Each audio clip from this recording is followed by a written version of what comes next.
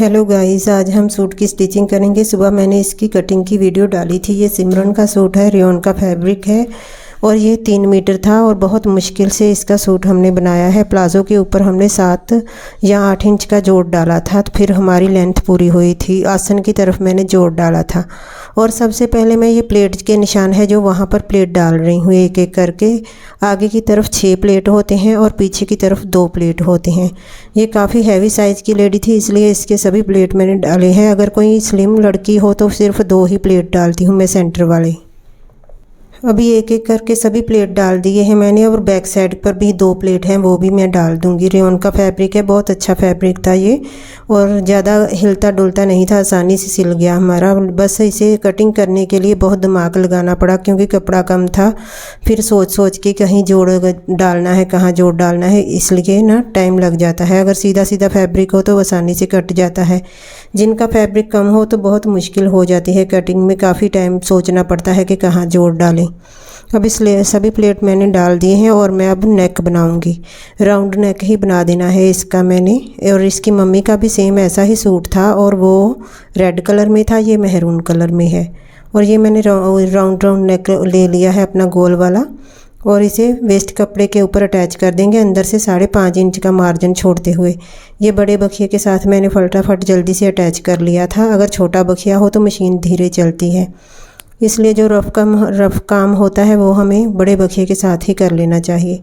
आधा इंच का कपड़ा कट कर दिया था तो उसे अब अंदर ऊपर को फोल्ड कर देना है। ये हमारा नेक लगाने के लिए सूट पर रेडी हो गया है। ये सूट मैंने 2.5 घंटे में स्टिच किया था। देखें मैंने कितनी ज़्यादा एडिटिंग की, फास्ट किया वीडियो को और आपके लिए मैंने 12 मिनट और 52 सेकंड में रेडी कर दिया है। देखिए बहुत ज़्यादा टाइम लगता है एडिटिंग करने में, बहुत मेहनत लगती है, तो फिर व्यूज़ ना आए तो बहुत मन परेशान होता है। प्लीज़ कृपा करके देख लिया करें वीडियो, मैं बहुत मेहनत करती हूँ। 2.5-3 घंटे के काम को हमने इतनी कम समय में करना होता है एडजस्ट, तो कितनी काट छाँट करनी पड़ती है हमें वीडियो में।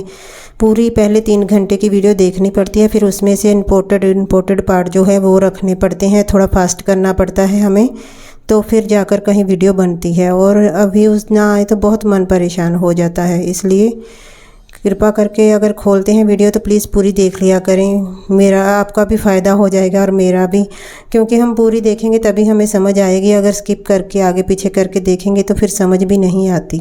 अब अंदर से मैंने कपड़ा कट कर लिया, सिर्फ एक पैर का मार्जिन छोड़कर हमें कट करना होता है, ज़्यादा कपड़ा नहीं अंदर छोड़ना, नहीं तो गले में फिनिशिंग नहीं आएगी, इतनी अच्छे से नहीं बनेगा। और ऊपर मैंने एक बारीक बखिए से सिलाई लगाकर नेक रेडी कर दिया है फ्रंट वाला।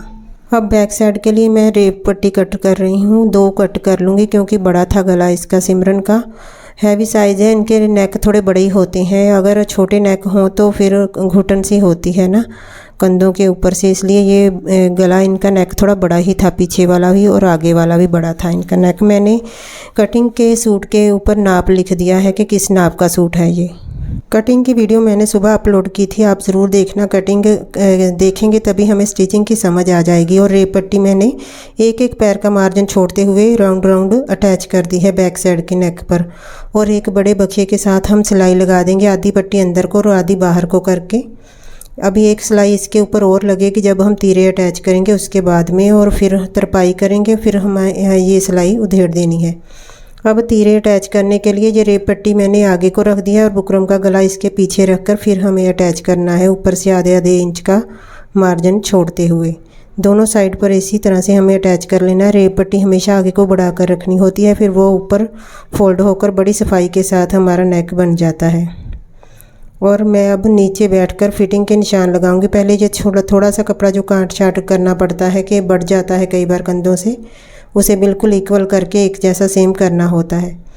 और मैंने कपड़ा बिछा लिया है नीचे। अब मैं फिटिंग का निशान लगाऊंगी। मैंने याद नहीं रखा था कि कैमरा नीचे को करना है, जैसे ही हमारा टेबल के ऊपर सेट था वैसे ही मैंने रख दिया, इसलिए थोड़ा दूर नज़र आ रहा है।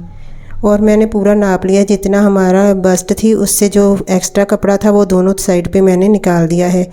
3 इंच एक्स्ट्रा था और मैंने नीचे ऊपर से 2 इंच सीधा लगाना होता है हमेशा बस्ट से, और 8 इंच पर कमर का और 15.5 इंच पर हिप का निशान लगाया है। इनकी बस्ट थी 46 इंच और इनकी वेस्ट है 38 इंच। और जो कपड़ा फालतू है वो मैं हिसाब लगा रही हूँ। दोनों साइडों पे छोड़ देंगे हम 3-3 इंच से। यहाँ पर भी 3-3 इंच ही था क्योंकि प्लेट है ना, तो इसके लिए दोनों तरफ से हमने अटैच कर लेना है। और नीचे हिप का निशान भी ऐसे ही लगाना है, पूरा नाप लेना है। फिर जो फालतू कपड़ा होगा दोनों साइड से निकाल देना है आधा इंच। जितना हमारा फालतू है वो देख लेना है। अगर 4 इंच फालतू है 2 इंच उधर को निकाल देना है, 2 इंच इधर को, इस तरह से निकाल देना है। फिटिंग लगानी है। फिटिंग हमेशा इंची टेप से लगानी चाहिए, फिर अच्छी फिटिंग आ जाती है। हाथ से ही कारागरी नहीं करनी चाहिए क्योंकि हाथ से टेढ़ी मेढ़ी हो सकती है। और अब मैं फिटिंग के ऊपर सिलाई लगा दूंगी बारीक बखिए के साथ।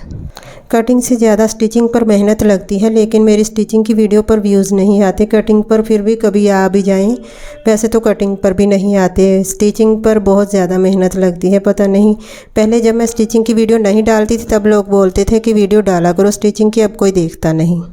फिटिंग के निशान के ऊपर सिलाई लगानी है और फिर आधा इंच पैर का मार्जिन छोड़ते हुए हमने वापस सिलाई ले जानी है और हमारी फिटिंग भी कंप्लीट हो गई।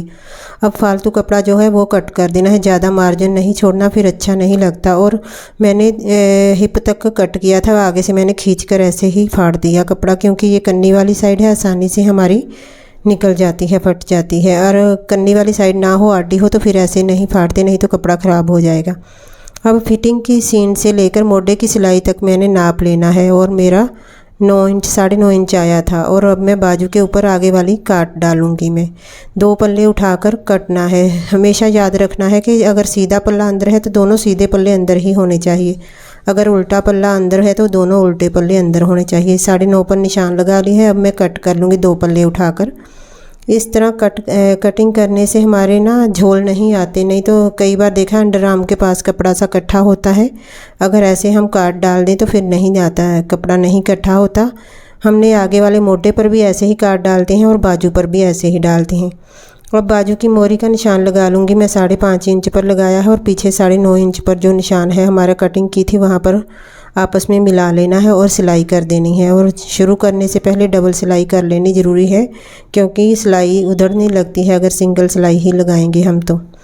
अब मैं दूसरी बाजू पर भी इसी तरह से फिटिंग लगा ली है। दोनों बाजू रेडी हो गई हैं लगने के लिए हमारे सूट पर। और इसे सीधी कर लिया है, सूट हमारा उल्टा ही रहेगा। और इसे फिटिंग की सीन को आपस में मिला देना है, बाजू की फ़िटिंग को और सूट की फ़िटिंग को आपस में मिलाकर नीचे को फोल्ड करते हुए हमें आधा इंच का मार्जिन छोड़ते हुए गोल गोल घुमाते हुए सिलाई लगा देनी है। और ये सिमरन का सूट था, उसकी मम्मी का भी सेम था और 2 और बहनें हैं इसकी, उनका भी सूट था। 4 सूट इकट्ठे थे। बार बार फ़ोन करके पूछ रहे थे, दिमाग पर बहुत ज़्यादा टेंशन थी। फिर भी मैंने वीडियो बना ली। वैसे वीडियो बनाने में ज़्यादा टाइम लग जाता है, क्योंकि कहाँ तो हमने सीधा बैठकर सिलाई करना है और जब वीडियो बनती हो तो बहुत ध्यान से सिलाई करना पड़ता है, ताकि मैं साथ में दिमाग में घूमता रहता है कि इस तरह से वॉइस ओवर करना है, इस तरह से वॉइस ओवर करना है, दिमाग उसी तरफ लगा रहता है। बीच में अगर कोई मुझे बुला ले तो मुझे बहुत गुस्सा आता रहता है कि परेशान करते हैं, मुझे काम करना है। अब यूट्यूब की आदत पड़ गई है कि काम करना है, वीडियो बनानी है, एडिटिंग करनी है। फिर मैं सोचती हूँ मेरा दिमाग इसी में लगा रहे, मुझे कोई बुलाए ना। सभी लोग जो यूट्यूब पे काम करते हैं सभी को ऐसा ही लगता होगा। अगर कोई, मुझे तो लगता है इसी तरह से लगता होगा। एक जन व्लॉग डाल रहे थे, बोल रहे थे जब वॉइस ओवर करें बाहर बहुत सब्जी वाले, कभी दूध वाला आ जाता है। हमारे साथ भी ऐसा ही होता है। अभी बाहर कितना शोर डाल रहा था नील फरनाइल वाला, तो मैं रुक जाती थी कि ये आगे लंघ जाए, फिर बाद में चिल्लाता था जैसे यहाँ पर ही गेट के पास खड़ा खड़ा चिल्लाई जा रहा था, ऐसे लग रहा था। मेरा धागा बहुत बार निकला था, लेकिन मैंने एडिटिंग करते समय बहुत कट की है वीडियो। पूरी वीडियो देखें, 3 घंटे की देखनी, फिर उसमें से कट करना कितना मुश्किल काम है। प्लीज़ देख लिया करें मेरी वीडियो, बहुत ज़्यादा मेहनत लगती है इसमें। और अब मैंने बैक साइड पर कच्ची सिलाई लगा दी है और मैंने चाक फोल्ड करने की नहीं वीडियो बनाई, फिर ज़्यादा लंबी हो जानी थी चाक फोल्ड करने की, तो मैं बाद में भी बना दूं किसी और टाइम। मैंने सोचा ये प्लाज़ो में मैं स्टिच साथ में ही कर देती हूँ, जो मैंने कम कपड़े में कटिंग की थी। पहले मैं इसके आसन को सिलाई लगा रही हूँ। देखिए कितनी छोटी आसन लग रही है, क्योंकि ऊपर 8 इंच का जोड़ डाला था हमने। फिर हमारी आसन बड़ी हो जाएगी, वो जोड़ भी अगर साथ में मैच कर देंगे। दोनों आसन पर सिलाई लगा ली है। अब नीचे से मैं फ़ोल्ड कर रही हूँ प्लाज़ो को। नीचे से भी मैंने कम ही फ़ोल्ड किया था, क्योंकि कपड़े की लंबाई बहुत कम थी। अगर दूसरी तरह कट करते थे हम 4 फोल्ड करके तो फिर चौड़ाई कम हो जाती थी, अगर डबल फोल्ड करके कट करते थे तो फिर हमारी लंबाई कम होती थी। तो फिर मैंने लंबाई में जोड़ लगा दिया था आसन की तरफ। दोनों साइड से नीचे मैंने फ़ोल्ड कर लेना है प्लाज़ो को, और अब फिटिंग की सिलाई लगाकर फिर ऊपर जोड़ डालने जाएंगे हम। जोड़ हमारे पास 4 टुकड़े बचे थे, वो ही हमने जोड़ डाले थे। वैसे तो एक साइड पर बंद चाहिए था लेकिन कपड़ा बचा ही नहीं था।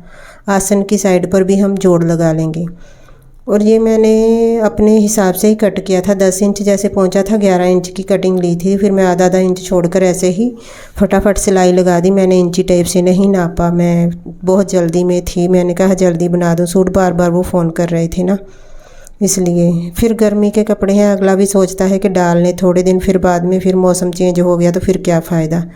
ये उन्होंने गर्मियों के लिए ही लिए हैं। पहले भी उन्होंने प्लाज़ो सूट सिलवाए थे 2-3, अब फिर से सिलवा लिए हैं। चलो, जिनको भगवान देता है वो तो डालेंगे नए नए सूट भाई। अब मैं ऊपर जोड़ अटैच कर रही हूँ। ये दोनों साइड पे मैंने सीधे साइड पर ही जोड़ लगाना है और उल्टी साइड पर फोल्ड करना है, क्योंकि ये काफ़ी जोड़ हमारा बच गया था, वो वहाँ पर मैंने इंटरलॉक की थी। आगे तो हम जो डालते हैं वो सिर्फ नेफा ही डालते हैं, इसका जोड़ ज़्यादा बड़ा था, 7 या 8 इंच का जोड़ डालना पड़ा मुझे, फिर इसकी लंबाई पूरी। और मैंने अच्छे से अटैच कर लिया है सभी तरफ से इसको, 8 इंच के जोड़ को। और अब हम लास्टिक डालेंगे इसमें। इनकी कमर थी 38 इंच और उसमें से 5 इंच निकालना होता है लास्टिक का, और बाकी लास्टिक हमें कट करके फोल्ड कर लेनी होती है। पैंट में जब लास्टिक डालते हैं एक साइड, वो दूसरी तरह डलती है, और ये प्लाज़ो में दूसरी तरह डालेगी। ये मैं पूरी लास्टिक कट कर रही हूँ। 38 में से 5 निकालो, 3 निकाले रह गए। 33 इंच थे, मैंने 33 इंच की कट करके 2-3 बार सिलाइयाँ लगाकर पक्की कर ली है राउंड राउंड। अब हम लगाएंगे इसको रख के ऊपर, और सिलाई लगाते हुए खींचते जाना है लास्टिक को, क्योंकि लास्टिक कम है और घेर ज़्यादा है हमारे प्लाज़ो का। अगर वीडियो पसंद आई हो तो प्लीज़ लाइक तो कर दिया करो, कोई लाइक भी नहीं करता। और मेरे चैनल को भी सब्सक्राइब कर लें प्लीज़। और मैं शॉर्ट वीडियो में डॉग्स की वीडियो डालती हूँ, आप वो भी ज़रूर देखा करें। वो भी भगवान के जीव हैं, अगर हम उनकी हेल्प नहीं करेंगे तो कौन करेगा। और करके देखें हेल्प, भगवान ज़्यादा देता है, बहुत खुश हो जाते हैं थोड़े सा खाना देने पर ही वो। आप मेरी शॉर्ट वीडियो ज़रूर देखें। रात को हम खाना खिलाने जाते हैं डॉग को, बहुत ही अच्छे डॉग हैं, बड़े खुश हो जाते हैं जब हम जाते हैं। और ये मैंने लास्टिक अटैच कर दी है पूरे प्लाज़ो पर। अब हम इसको खींचकर सभी तरफ इक्वल कर लेंगे और एक सिलाई इसके टॉप पर भी लगा देंगे। अगर ये सिलाई हम नहीं लगाते तो लास्टिक हमारी हिलती रहती है, जैसे वलसा खा जाती है, फिर बुरी लगती है। दोनों तरफ से खींचकर एक सिलाई ऊपर लगा देनी है।